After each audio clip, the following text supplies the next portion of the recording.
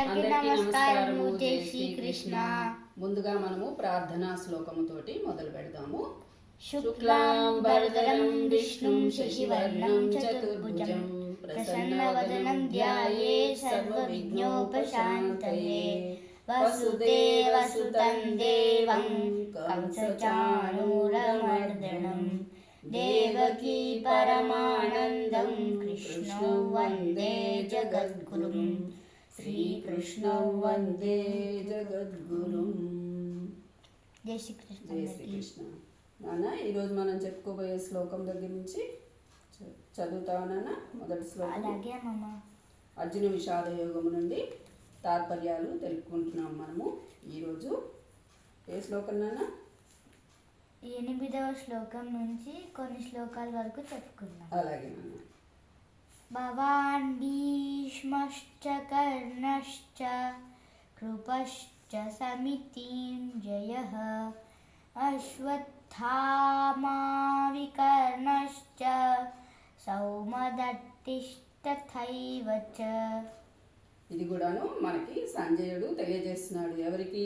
ధృతరాష్ట్రుడికి. ఏమని చెప్తున్నాడంటే, మీరును భీష్ముడు కర్ణుడు సంగ్రామ విజయుడగు కృపాచార్యుడు అశ్వత్థామ వికర్ణుడు సౌమదత్తుని కుమారుడైన భూరిశ్రువుడు ఇందు ముఖ్యులు. ఎక్కడ వాళ్ళందరూ కూడాను కురుక్షేత్రానికి వచ్చి ఉన్నారు అందరూ. అప్పుడు ఇంకా కంటిన్యూషన్లో మనకు చెప్తున్నాడు. ఎవరిని? ధృతరాష్ట్రుడిని ఉద్దేశించి కూడాను.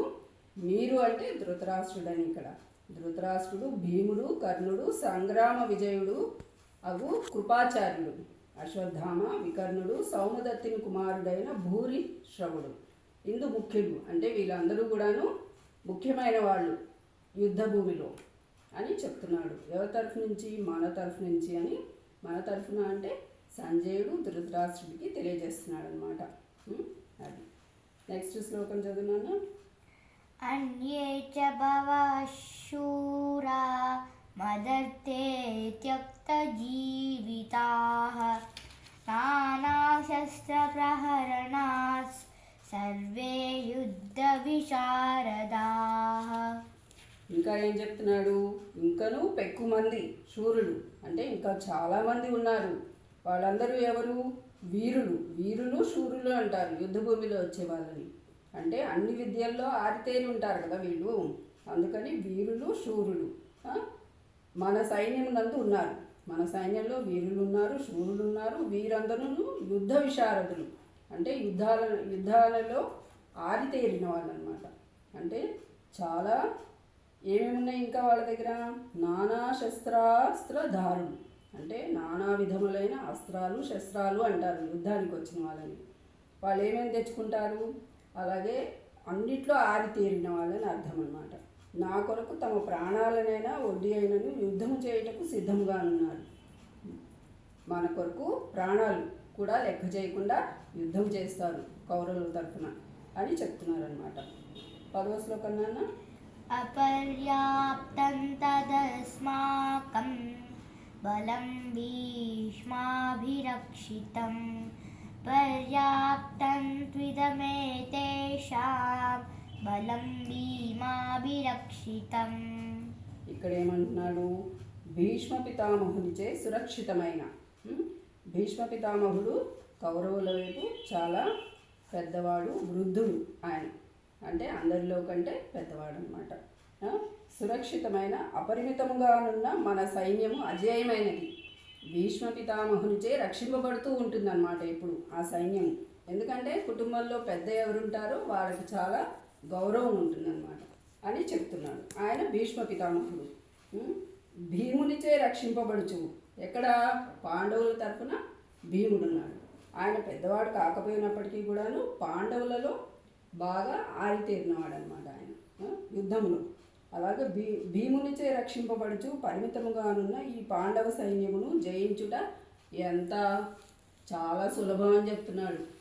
పాండవులని ఊరికే జయించవచ్చు మనము, వాళ్ళు పెద్ద ఇదేం కాదని చెప్తున్నాడు అనమాట.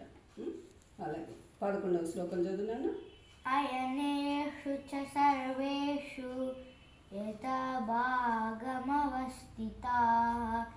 భీష్మమేవాభిరక్షन्तు భవంతః సర్వ ఏవ హి.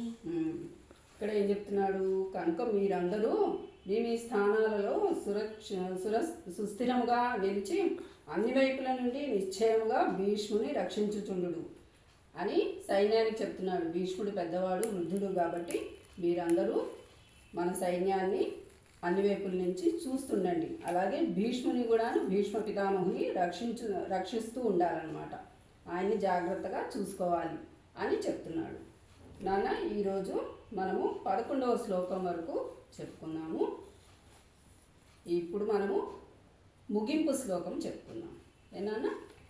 యోగేశం సచ్చిదానందం వాసుదేవం రజప్రియం ధర్మ సంస్థాపకం వీరం కృష్ణం వందే జగద్గురుం.